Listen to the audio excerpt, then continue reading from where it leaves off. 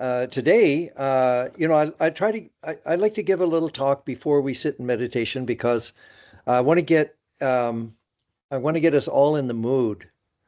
And so today, I wanted to talk about change and the changeless.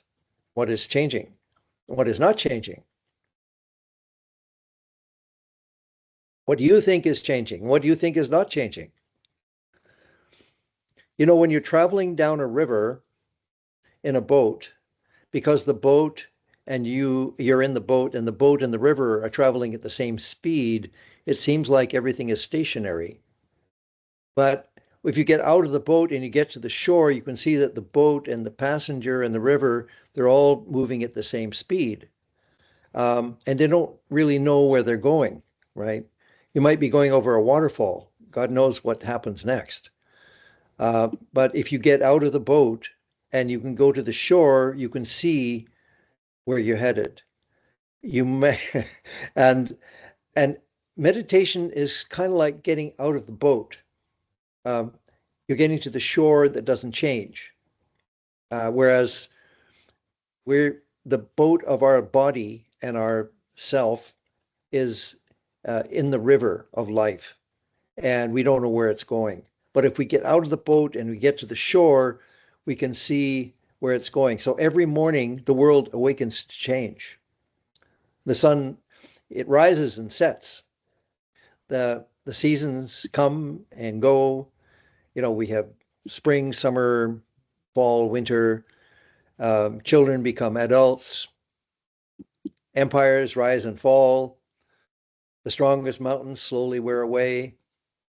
And even the stars themselves are born and they shine for millions of years and eventually they fade. Everything that belongs to this world is changing. People say, oh, that's sad. Well, if you're afraid of facing life and its challenges and its sadness and its temporary nature, um, well, you've got some lessons to learn. The ancient Greek philosopher Heraclitus observed that no one ever steps into the same river twice. Why is that? Because it's always moving, right? It's never the same. The river has changed, and guess what? So have we. Yet amid this change, there is a deep longing within for something permanent. Why? We have to ask these questions. Why? How? Where? When? Because deep within us, there is something that is permanent. Some have called it the changeless witness. The sages of every age have spoken of this. Guru Nanak called it the eternal one. Rumi wrote, "You are not a drop of the ocean in the ocean. You are the entire ocean in a drop." Jesus spoke of it as the kingdom of God within you, not in a temple or a church, but it's within you. Our body changes. Our personality changes over time. Our possessions, they come and go. Pets are born and die. Our children, they don't last forever. We don't last. Sometimes relationships change. But the soul, the conscious self that observes all these changes, it remains. When we sit quietly, withdrawing our attention from the outer senses, we begin to discover something extraordinary. The thoughts arise and disappear. Feelings arise and disappear like bubbles coming up to the surface, and they go pop and they become part of the ocean again. Memories arise and disappear. Friends come and go. Yet there is one who watches them all. That witness is our true self, and it's the same self that exists in all of us. Time and the timeless. Everything that can be measured belongs to time. Minutes, hours, days, years, birthdays, history, success, failure, two sides of the same coin. The Greeks had a god Janus, one side was happy facing and the other one was crying. Yet the mystics tell us there's another dimension beyond this. Not endless time, but timelessness. When we lose ourselves completely in love, when we stand before a magnificent mountain, when we are absorbed in meditation. For a few moments, time seems to disappear. Those glimpses remind us that eternity is not merely endless years. Eternity is the eternal now. Baba Ram Dass wrote a book called Be Here Now. It was like a handbook for the new age. That was back in the 60s. I met Ram Dass when he came back from India. It was 1968. I met him at his father's estate in New Hampshire. So Ram Dass was formerly Richard Alpert, the famous Harvard professor and LSD experimenter. But I won't go into LSD because that's a whole different thing. And I don't recommend it. But it played a part in awakening people to a different dimension. But we don't want anything that's a crutch. Mortality and immortality. Oh, yeah. So anyway, I wanted to say a little bit more about my meeting with Ram Dass. He became really famous throughout the world. And wherever he went in North America, he came to Vancouver a few times. Huge crowds would come, over 1,000 people would come. And he would sit there, light incense, chant and speak. And he said, I don't say anything new, I'm not saying anything new. Maybe I just say it better than most people. Well, as a Harvard professor, of course, he had the gift of the tongue. But he came and went. Ram Dass, I met him several times over the years, and he passed away. First, he had a stroke, and it humbled him. And I met him, the last time I met him, he was a lot more Buddha-like. He was much more, I think, humble and aware. And I think his brush with mortality, having had a big stroke, made him wiser and deeper. But anyway, his most famous thing that he wrote was Be Here Now. Mortality and immortality. Every funeral reminds us of a profound truth, that everything born must die. Our body is like a beautiful garment that eventually wears out. The great tragedy is not just that the body dies, but the tragedy is that many people never discover who they really are before it dies. So you have an opportunity to know yourself before you actually quit this place. It's like we're tenants in a house, and there comes a time when you're evicted. The ancient prayer asks, lead me from the unreal to the real. This is from the Vedas. Lead me from the unreal to the real, from darkness to light, from death to immortality. It's from the oldest scriptures in the world, the Vedas. Immortality does not mean making the body live forever. It means realizing that our essential nature was never born and therefore never dies. The ocean does not mourn when one wave disappears. The water remains, and so it is with the soul. Bondage and freedom. Many imagine freedom means doing whatever we wish, but are we truly free? If anger controls us, are we free? If greed controls us, are we free? If fear dominates our decisions, are we free? If we are under the control of lust, are we free? The greatest prisons have no walls. They are built from attachment ego, resentment, pride, and desire. The Buddha compared these to chains. The Sikh gurus called them the 5 thieves. The Sufis spoke of polishing the mirror of the heart. If mirrors used to be made of polished metal before mercury was discovered and applied to glass, and then, of course, now we have mirrors like that. But so if the mirror is dirty, if it has rust on it, it will not reflect, or what you see is only a poor image of what we really are.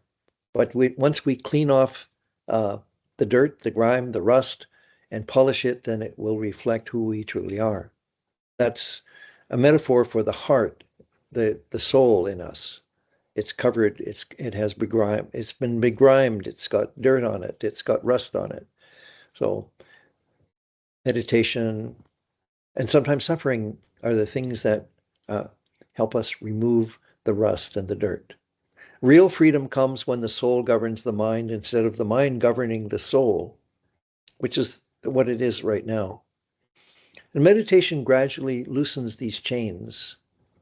Service weakens the ego. By doing selfless service, it weakens the ego, the sense that we are superior. Love dissolves separation.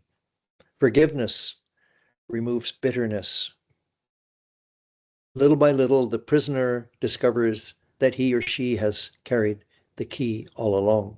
That's why Bika said, "Oh, Beak, everyone has a ruby in his bundle, a ruby of priceless worth, but how to untie the knot he does not know, and therefore he is a pauper. He is in poverty because he cannot find the jewel that he's carrying." So selfishness and selfless service. The ego constantly asks, what can I get? And love asks, what can I give? One life contracts, the other expands. Nature itself teaches this lesson. The sun shines without asking payment. Trees bear fruit, but they never eat them. Flowers spread fragrance for everyone, and rivers quench the thirst of strangers. The greatest people in history became great not by accumulating wealth, but by giving themselves away. Service purifies the heart because it shifts the center of our lives from me to we. When service is performed without expectation of reward or recognition, it becomes worship. The purpose of life, if life were only eating, earning, entertaining ourselves, and eventually dying, it would be difficult to explain the deep hunger within the human heart. There is a reason why every civilization has searched for meaning. The purpose of life is not merely to survive, it is to awaken, to discover who we really are, to realize our oneness with the divine, to become instruments of compassion, to love without condition, to serve without expectation, to return consciously to the source from which we came. Meditation is a process, a technique to reveal the truth. Love expresses the truth. Service demonstrates the truth. And together they transform both the individual and the world. So in conclusion, let us therefore live in the world, but not become imprisoned by it. Let us welcome change while anchoring ourselves in the changeless. Let us use time wisely while remembering the timeless. Let us accept mortality while realizing our immortality. Let us break the chains of selfishness through loving service. And let us never forget why we have been given this precious human birth, to know ourselves and to know God. I would like to close with these beautiful words of Sant Kirpal Singh, and then afterward we'll sit in meditation. The salt of life is selfless service. The water of life is universal love. The sweetness of life is loving devotion. The fragrance of life is generosity. The pivot of life is meditation. The goal of life is self-realization. So with these divine words, these words of wisdom, um, I think we've helped now to create an atmosphere where we can slide into meditation. We can slide into it or we can glide into it. So I ask us to now close our eyes and forget the world outside, forget everything, and remember our true self, that changeless part of us that lives in a world of change, the still point within. If we can reach that still point, our minds, our consciousness will be flooded with light, with illumination. That's our birthright. So we'll sit in silence now for the next 10 minutes.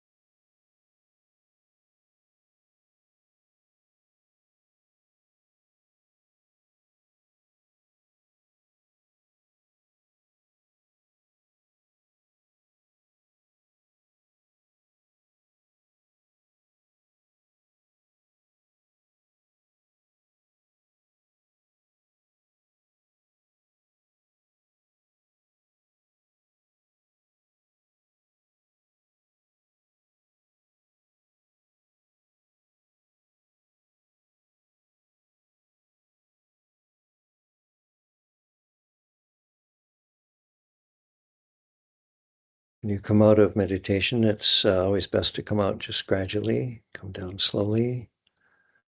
And here's your consciousness. Again, enters your physical body and your mind becomes activated. And you feel sometimes there's a change that's taking place. We're talking about change and changelessness. So when we come in contact with the changeless, we are also starting to change, or kind of rewiring the brain, as it were, for the better. So it's a very beneficial practice that has many side benefits. Definitely, it helps to lower blood pressure and reduce anxiety and have more confidence. Memory is strengthened as well. So there are so many benefits. Anyway, I want to thank you all for joining today. It's been a pleasure to share, and I hope that you have a wonderful weekend ahead. All the best. Thank you, Arran. Thank you, Arran. Yeah. Thanks, Arran. Thank you. Thank you all.